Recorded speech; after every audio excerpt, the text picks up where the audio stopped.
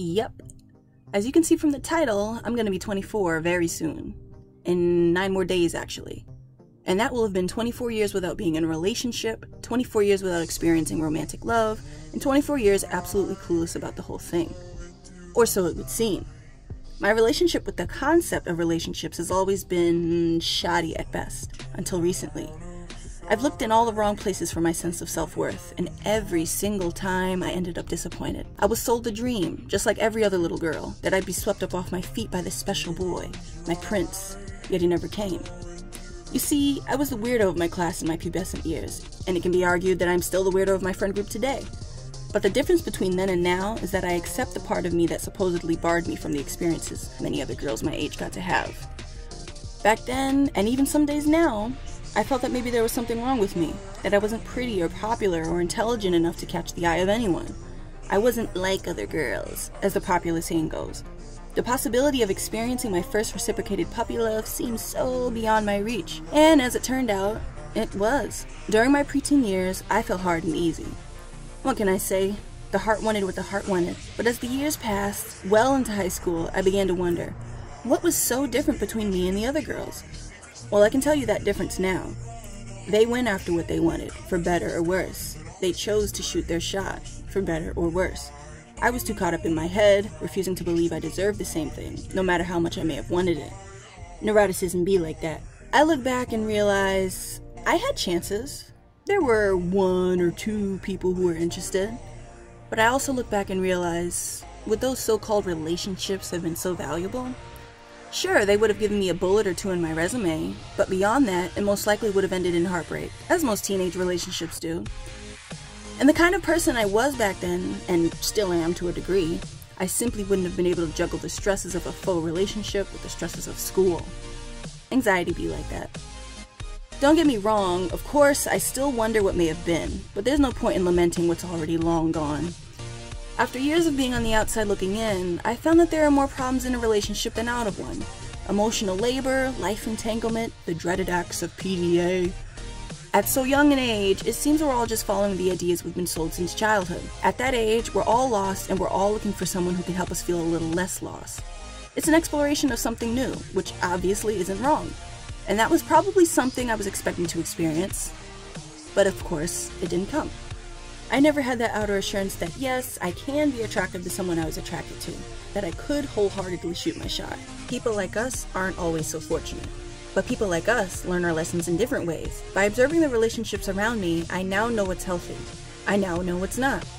I've been spared years of heartbreak that my peers likely can't relate to, and for that I couldn't be more thankful. I can't imagine the emotional damage I'd have to wade through. Let me state for the record that I have been on dates. 3 exactly. 1 in high school and 2 after I graduated. I'll let you guess which one was actually positive and which 2 weren't. In my measly little handful of dates, I learned a lot about what it was I needed to work on personally, and what it was I should under no circumstances put up with. Ever. And let me just say to any young woman or man watching this who may be in the same boat, never let desperation override your rational mind. No amount of attention or fake love can replace something real. Too many people have learned that the hard way. Hell, I almost did. It's better to improve yourself and grow than to have your emotional and mental stability hinge on whether or not a certain person is there by your side.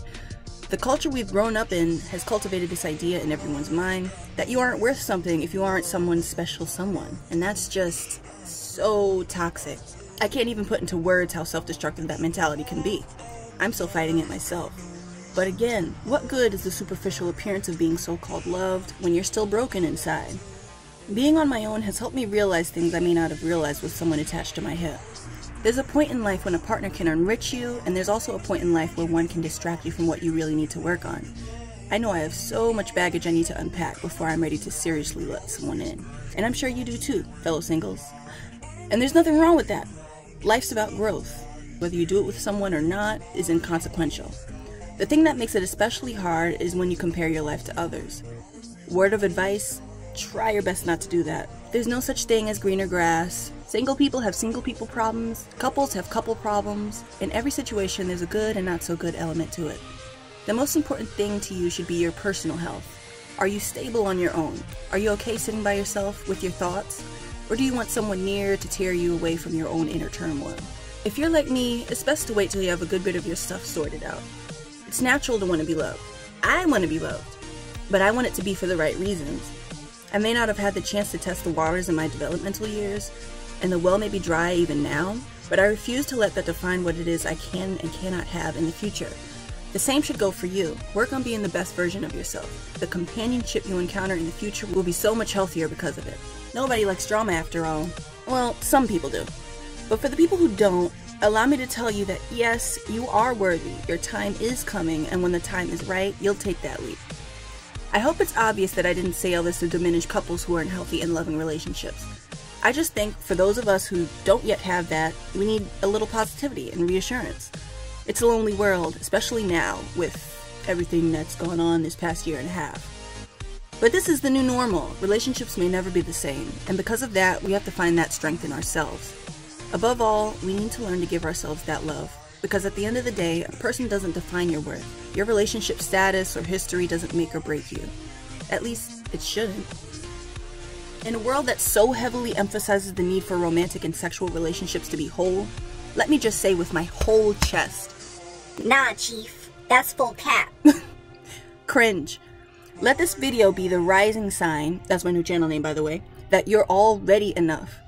If you like this video, give it a like, leave a comment, and subscribe for more. Oh, and click the bell to stay notified for future videos.